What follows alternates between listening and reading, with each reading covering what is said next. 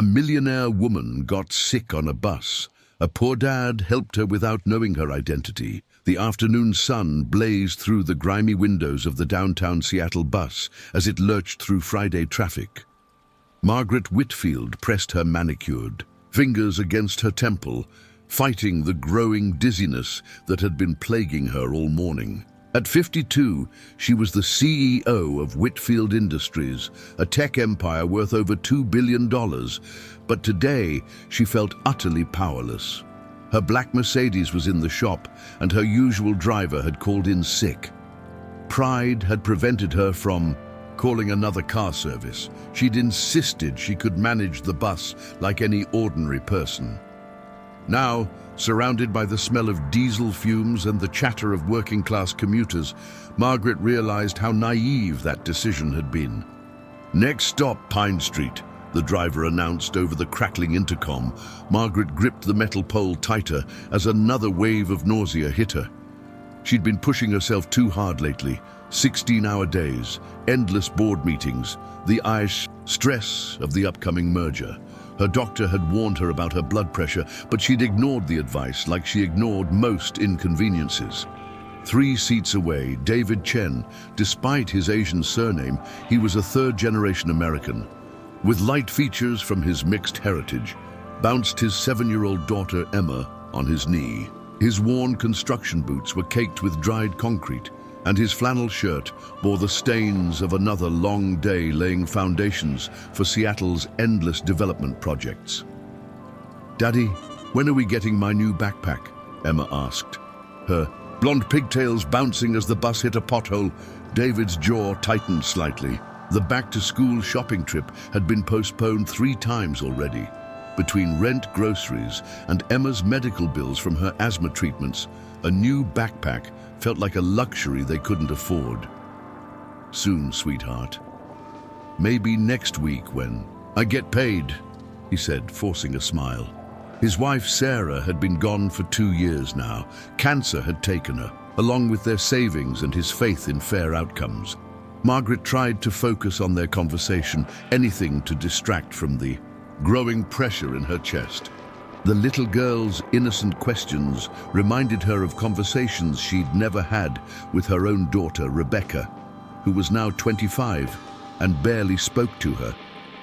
Suddenly, Margaret's vision blurred. The bus seemed to tilt sideways, and her breath came in short, sharp gasps. She tried to stand, reaching for the stop cord, but her legs gave out beneath her. "Ma'am!" David was on his feet instantly, catching Margaret before she hit the floor. "Hey, are you okay?" Margaret's expensive silk blouse was damp with perspiration, and her usually perfect silver hair was disheveled. To David, she looked like any middle-aged woman having a medical emergency. Her designer clothes and diamond watch were details he didn't notice in the moment. I can't breathe," Margaret whispered, clutching David's arm. "Emma, honey, come sit in Daddy's seat," David said calmly, helping Margaret to his place by the window. "Driver, we need to stop. This lady needs help." The bus driver, a middle-aged African-American man named Jerome, glanced in his rear-view mirror. "I can't stop here, son. We're in traffic." "Then get us to the next stop fast," David called back, then turned to Margaret. "What's your name? Do you take any medications?" "Margaret," she managed between shallow breaths. I think it's my heart." David had seen panic attacks before. His wife had suffered them during her chemotherapy. He recognized the signs, the rapid breathing, the sweating, the look of terror in someone's eyes. "Margaret, listen to me. You're going to be okay. I need you to try to slow your breathing, in through your nose, out through your mouth. Can you do that for me?" His voice was steady, confident, the same tone he used when Emma had nightmares. Margaret found herself focusing on his words, his presence. This stranger's hands were rough and calloused, but they were gentle as he helped her sit up straighter. "That's good. You're doing great," David encouraged. "Emma, can you get the water bottle from my bag?" The little girl, wide-eyed but trusting her father completely, handed over a dented plastic bottle. David offered it to Margaret, who took small sips gratefully. "Are you diabetic? Do you have any medical conditions I should know about?" David asked. Margaret shook her head weakly. "Just high blood pressure. I haven't been taking my medication regularly." "Okay, that's important information. The paramedics will need to know that." "Paramedics?" Margaret's eyes widened. "No, I can't. I don't need..." "Mom, with respect, you just collapsed on a bus. You're getting checked out," David said firmly but kindly. "Jerome, can you call 911? "Already on it," the driver called. "Back. EMS is meeting us at the next stop." As the bus pulled to the curb, Margaret realized she was still gripping this stranger's hand. His wedding ring was a simple gold band, worn thin, not the expensive platinum she was used to seeing in her circles. "I'm sorry," she whispered. "I'm not usually so..." "Hey, no apologies needed. We all have rough days," David said. "What matters is that you're breathing better now." The paramedics boarded the bus, two efficient EMTs who immediately began taking Margaret's vitals. Her blood pressure was dangerously high, 180 over 110. "Ma'am, we're going to need to take you to the hospital," the lead paramedic, a woman named Lisa, explained. "This could be a hypertensive crisis." I don't have anyone to call," Margaret admitted, the words feeling strange in her mouth. For all her wealth and power, she realized she was profoundly alone. David looked at Emma, then back at Margaret. "Would you like us to ride with you, at least until someone can come get you?" Margaret stared at him in amazement. This man, this stranger, was offering to upend his Friday evening for someone he'd met 10 minutes ago. "You don't understand," she began, then stopped. How could she explain that she had the best private doctors in Seattle on speed dial, that her assistant could have a medical team assembled in minutes? How could she admit that despite all her resources, she felt safer with this construction worker and his daughter than she did in her own world?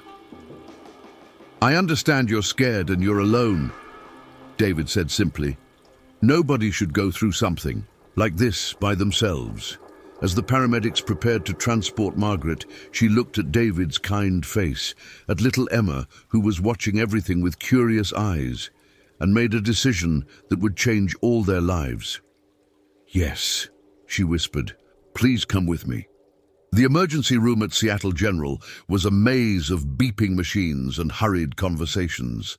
Margaret lay on a gurney in curtained Area 3, an IV drip steadily lowering her blood pressure, while David sat nearby, Emma curled up asleep in his lap. "Mr. Chen, you really don't have to stay," Margaret said for the third time, though her voice lacked conviction. In the harsh fluorescent light, she looked older, more vulnerable than she had on the bus. "It's no trouble. Besides, Emma's comfortable, and honestly, I've spent enough Friday nights watching cartoons to last a lifetime," David replied with a gentle smile. Dr. Patricia Williams, the attending physician, pulled back the curtain with Margaret's test results. "Good news, Mrs. Whitfield," Margaret supplied. "Mrs. Whitfield, your EKG is normal and your blood pressure has stabilized. This appears to be a severe hypertensive episode brought on by stress and skipping your medication. You're lucky. Untreated, this could have led to a stroke or heart attack."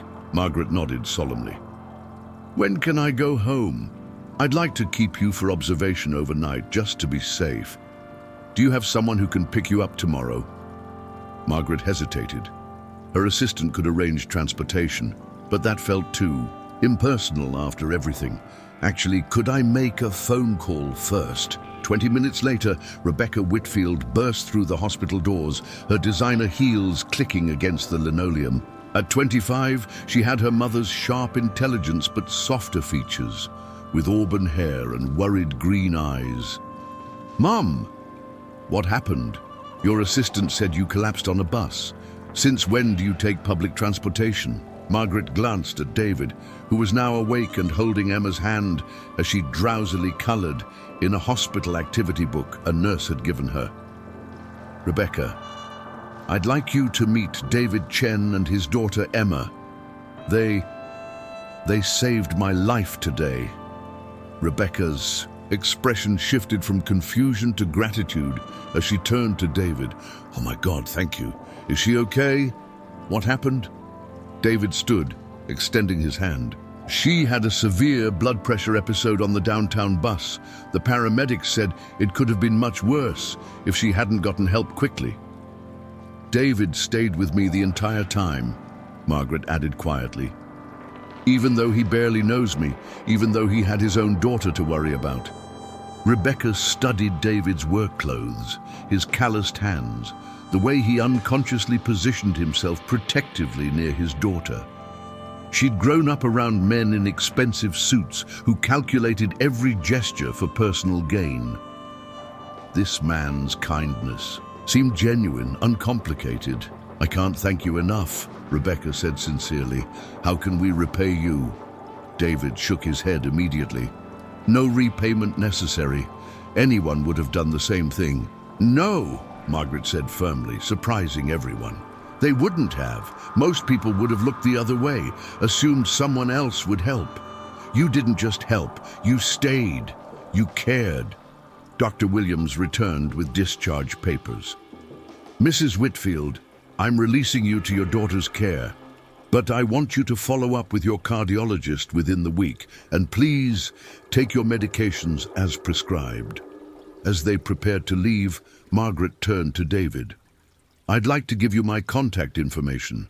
If you ever need anything—" "That's really not necessary," David began, but Margaret held up her hand. "David, can I tell you something? I'm not just any woman you helped today. I'm the CEO of Whitfield Industries. I have more money than I could spend in 10 lifetimes, and I was about to face a medical emergency completely alone. You gave me something my wealth never could: human compassion." David's eyes widened slightly, but his expression remained unchanged. "Whitfield Industries? You're that Margaret Whitfield? You've heard of me? I've worked on 3 of your building projects. You have a reputation for being demanding." Margaret winced. "I imagine I do. The truth is, I've spent so many years building an empire that I forgot to build relationships. My own daughter barely speaks to me. I have no real friends, and when I needed help most, it came from a stranger on a bus." Emma tugged on her father's shirt. "Daddy, what's an empire?" David smiled down at her. "It's like being the queen of a very big castle, sweetheart." Emma looked at Margaret with new interest. "Are you really a queen?" Margaret knelt down to Emma's level, something she hadn't done with a child in years. "I suppose I am, in a way. But you know what? Being a queen is very lonely sometimes. Your daddy is much richer than I am." "How?" Emma asked, tilting her head. "Because he has you and he has love. Those are the most valuable things in the world." Rebecca watched this interaction with amazement. She couldn't remember the last time she'd seen her mother vulnerable, genuine. As they walked toward the hospital exit, Margaret made a decision. "David, I know you said no repayment necessary, but I have a proposition. Not charity. I can see you're too proud for that. But I need someone I can trust, someone with integrity. Would you consider working directly for me? Managing some of my construction projects?" David stopped walking. "Mrs. Whitfield, I appreciate the offer, but I'm just a construction worker. I don't have the education for that kind of position." "You have something better than education. You have character. You could learn the business side, but I can't teach someone to care about people the way you do. I need that perspective in my company." Rebecca smiled, seeing a spark in her mother's eyes that had been missing for years. "Mom's right, David. She's surrounded by MBAs who wouldn't cross the street to help someone in need. What you did today, that's executive material." David looked down at Emma, who was yawning against his shoulder. "Can I think about it?" "Of course." "But David..." Margaret handed him a business card with her personal number written on the back. "Whatever you decide about the job, I hope you'll let Emma and me be friends. I think we could both learn something from each other." 3 months later, David stood in his new office on the 30th floor of the Whitfield Industries building, looking out at the Seattle skyline. The transition hadn't been easy. Night classes in business management, learning to navigate corporate politics, adjusting to wearing a suit instead of work clothes. But Margaret had been patient, providing mentorship and gradually increasing his responsibilities. More importantly, their friendship had deepened. Margaret had become a regular presence in Emma's life, attending school plays and soccer games with the enthusiasm of a grandmother. In return, Emma had brought laughter and simplicity back into Margaret's carefully controlled world. Rebecca had watched the transformation in both her mother and their new family friends with wonder. The driven, often ruthless businesswoman was still there, but she was balanced now by someone who remembered that success meant nothing without human connection. The lesson was simple but profound. Sometimes the most valuable thing you can give someone isn't money or power.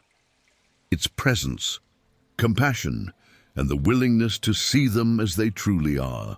On a crowded Seattle bus, a construction worker had saved more than a businesswoman's life.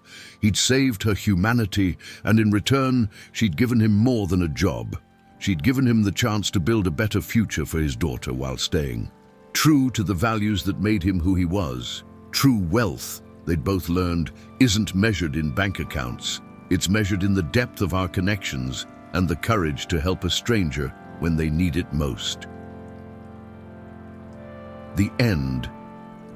Thank you for watching this story unfold with us here on M&A The Story Unfolds.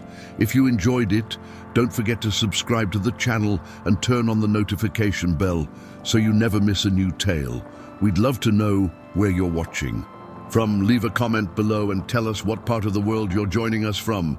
Your support means everything. See you in the next story.